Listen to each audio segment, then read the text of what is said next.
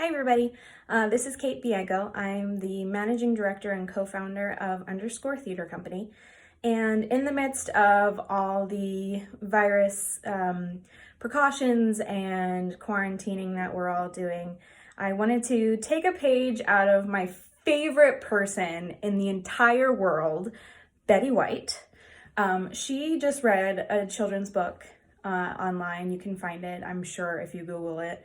But it made me think about a really wonderful book that I used to read as a kid called Frederick by Leo Lionni. And it's all about the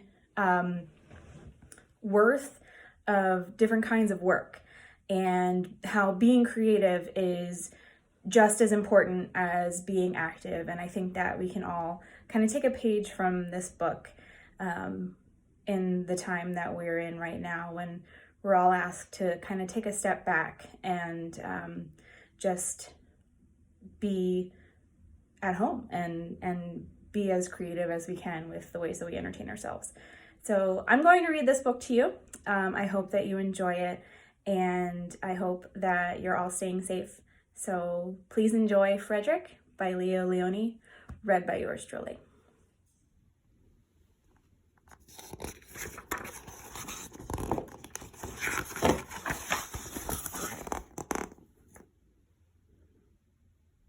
All along the meadow, where the cows grazed and the horses ran, there was an old stone wall.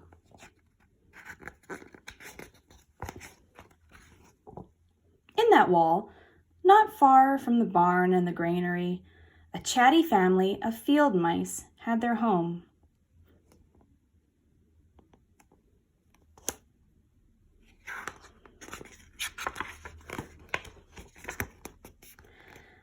But the farmers had moved away. The barn was abandoned, and the granary stood empty. And since winter was not far off, the little mice began to gather corn and nuts and wheat and straw. They worked all day and all night, all except Frederick.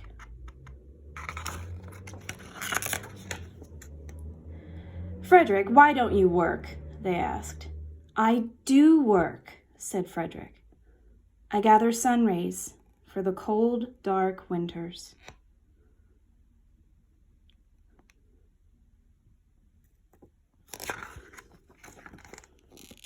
And when they saw Frederick sitting there, staring at the meadow, they said, "And now, Frederick?" "I gather colors," answered Frederick simply, "for winter is gray."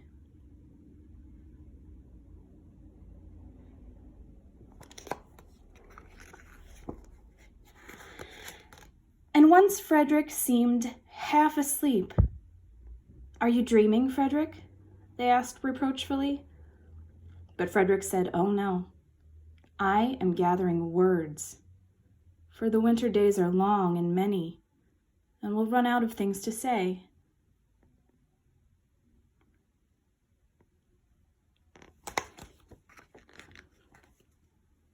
The winter days came, and when the first snow fell, the 5 little field mice took to their hideout in the stones.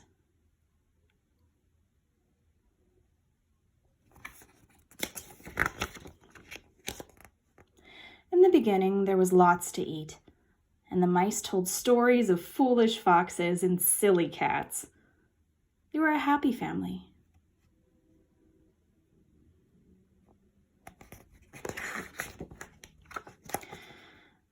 But little by little, they had nibbled up most of the nuts and berries.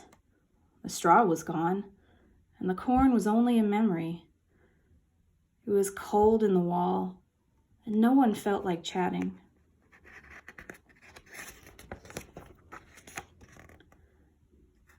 Then they remembered Frederick, and what Frederick said about the sun rays and the colors and the words. "What about your supplies, Frederick?" they asked.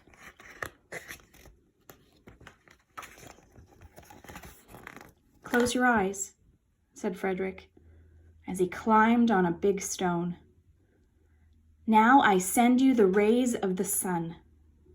Do you feel their golden glow? And as Frederick spoke of the sun, the 4 little field mice began to feel warmer. Was it Frederick's voice? Was it magic? And how about the colors, Frederick? They asked anxiously. Close your eyes again, Frederick said.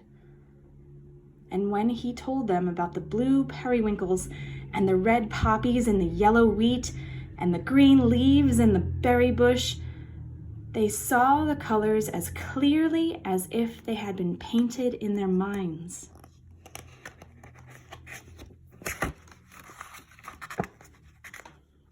And the words, Frederick. Frederick cleared his throat, waited a moment, and then, as if from a stage, said, "Who scatters snowflakes? Who melts the ice? Who spoils the weather? Who makes it nice? Who grows the 4-leaf clover in June? Who dims the daylight? Who lights the moon? 4 little field mice who live in the sky.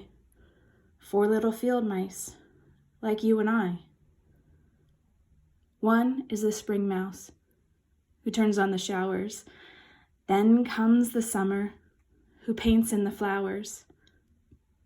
The fall mouse is next with walnuts and wheat, and winter is last with cold little feet. Aren't we lucky the seasons are 4? Think of a year with one less or one more." When Frederick had finished, they all applauded.